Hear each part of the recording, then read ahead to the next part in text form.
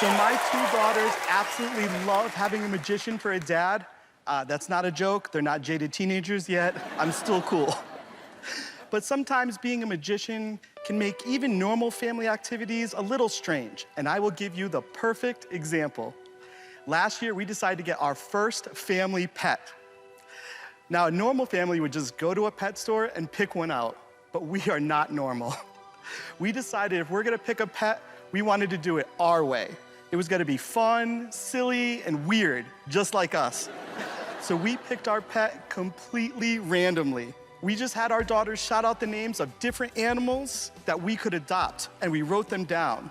They shouted out dog, cat, classics, sloth. Okay, that's my 10-year-old. She absolutely loves sloths, her entire world.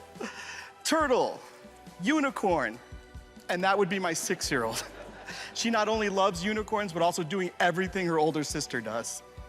We got to about 3 dozen different animals before they just started shouting out weird stuff like T-Rex or Hydra.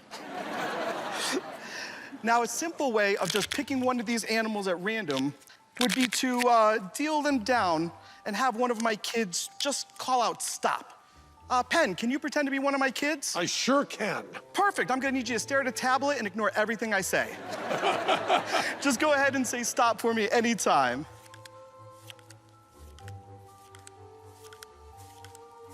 Stop. Perfect. That's gonna be your animal. I want you to remember that. I don't wanna see it. Can you see it? I can. Perfect. I'm gonna mix those up. Now, when I did this with my daughters, my 6-year-old, she's the least trusting of all of us. She said, Dad, you're a magician and you might try to do something sneaky with those cards to get the animal you want. I thought that was a bold accusation coming from somebody who can't even put a straw in her own juice box. But to make it fair, I had my wife help us out and asked her to get a bag to put all the cards in and we'd mix them up blindly. Allison, can you pretend to be my wife? Sure. Awesome. I'm gonna need you to get your phone and stare at it and ignore everything I say. Perfect. No, I'm only kidding. Allison, ladies and gentlemen. Allison, right over there are some bags. Can you just pick out any one that you want and open it up? Sure. Okay. And go ahead and open it. Thank you so much. Perfect. And you can see inside the bag, there's no sticky stuff or extra cards. I took all of the cards and I put them inside the bag, and then I gave it a good mix. Kind of like a zoo in a hurricane. Now, I didn't even reach inside the bag to take out the animal. My daughters know I'm the kind of magician who makes his living walking on fire and eating glass, and they love that kind of stuff. So they knew this was gonna get super weird. I went into our junk drawer and I got a nail. And then I sealed the top of the bag closed. Then I got a hammer and I nailed the whole thing straight to my face. Oh, in front of your children? Wait Please, for no. it, Allison. No, don't. Here we go. Don't. Ah, your Allison, children is that going into my face? I trust maybe. Oh my God. I have to admit that this is probably the weirdest way ever to select a pet. But Penn, oh, there you are. Penn, do you remember the animal you selected at the beginning? I sure do. What was it?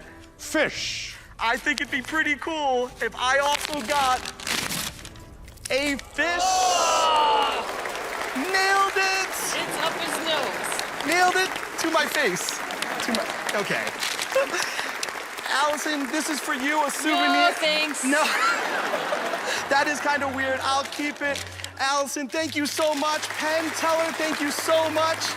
I have to admit that this is exactly how we selected our first family pet. Yeah, the hammer, the nails, my face, my kids loved it. He's bleeding. To be honest, my kids would have loved anything as long as they got a pet. And speaking of pets, Penn, the pet that you selected at the beginning, the fish, that was our first family pet. And I brought her along to say hi. Adam Parisi! Thank you. I I think you should have gotten a bigger fishbowl. That's just her travel bowl. She has a much larger one. She's a diva.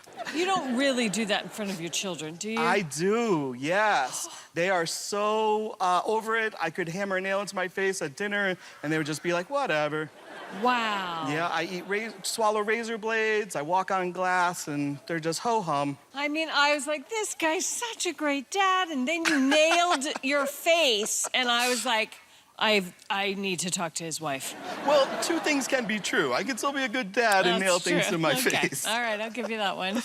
Yeah. Oh. When I told my sisters that I was coming on the show, they're huge Buffy fans, and I was like, if I make Allison puke, they're never gonna forgive me. I give them permission to not forgive you. Nail, blood. So, could you see yourself as a performer in a freak show? If I wasn't a magician, if this was 100 years previously, most definitely. I would have been touring around with the freak show. I would have loved it. Yes. Okay, Adam, let's go to the boys and see if you fooled them. Hey there, Adam. Hey. Nice routine. You know, I know how you feel about having children and having them have to deal with what their father does for a living, you know, because, you know, we love the sideshow. We love the sideshow stuff. And I'm sure the name Melvin Burkhart means a lot to you. Of course, means a lot to me. I got to meet him. I officiated Todd Robbins' wedding along with Melvin Burkhart and saw him hammer a nail up his nose. That act, by the way, Allison, is called Blockhead, and that is not a magic trick. He is hammering a damn nail up his damn nose. I saw the blood. Yeah. And I can only do it on my right because I have a deviated septum on the other side. But that's not that interesting, is it?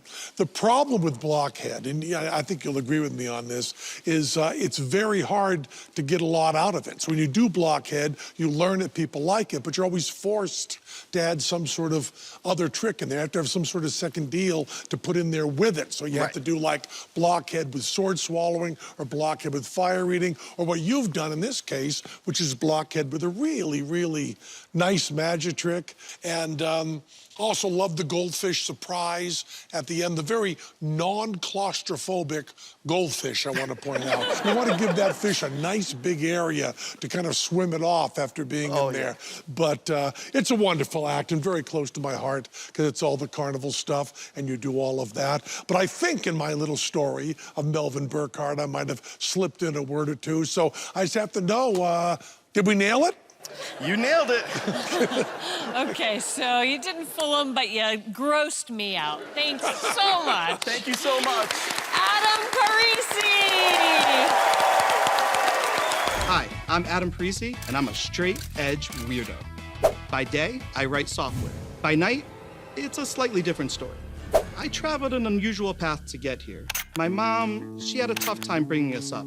We were homeless for a little while, though. I remember watching my mom and her friends play cards, and I thought it was the coolest thing in the world. So I learned to shuffle and deal when I was only 5. But I didn't get into magic until my 20s. Because of how I grew up and the struggles I went through, I don't want my kids to have to go through that same thing. So I went back to college at 25 to study computer engineering. And that's how I got my 9-to-5 job, when I'm not moonlighting as a crazy magician in the weirdest venues you've ever seen. And now my path has led me here. I don't know if I'm gonna pull Penn and Teller, but I know my kids are gonna go crazy when they see this insane stunt on TV.